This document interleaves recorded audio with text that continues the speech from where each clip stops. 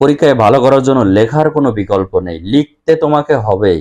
আর এইগুলো একটু পরীক্ষার আগে একটু প্র্যাকটিস করতে হবে, বিশেষ করে কিছু মডেল টেস্ট তোমাকে দিতে হবে যে টাইমের ভিতরে তুমি লেখাগুলো কমপ্লিট করতে পারছো কিনা।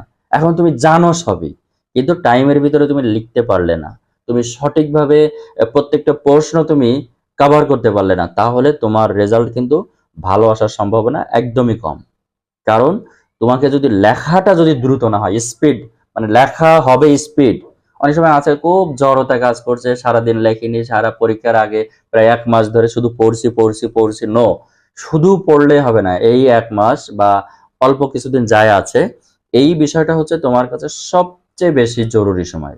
এখানে এক একটা সেকেন্ড, এক একটা মিনিট তোমার কাছে পাহাড় সমান।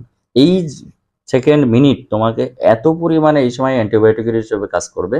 আর এই সময় যেটা পড়বা দেখবা মাথায় সেটা থাকছে, এবং পরীক্ষায় সরাসরি তুমি সেটা ডেলিভারি দিতে পারছো। এই কারণে লেখার কোনো বিকল্প নেই। পরীক্ষার আগে তোমাকে হাত স্পিড রাখতে হবে, প্রচুর পরিমাণে স্পিড। কারণ তুমি যখন পরীক্ষা দিতে বসবে, তোমার যদি হাত না চলে, দেখবে প্রথম 1 ঘন্টা 2 ঘন্টা যদি অল্প কিছু লেখাতে 1-2 ঘন্টা শেষ, তাহলে সেটা হবে না। কারণ তোমাকে শুরু থেকে একদম প্রশ্নপত্র পাওয়ার সাথে সাথে তোমাকে স্পিড বাড়িয়ে দিতে হবে, কারণ এইটা এই সময় কমপ্লিট করতে হবে।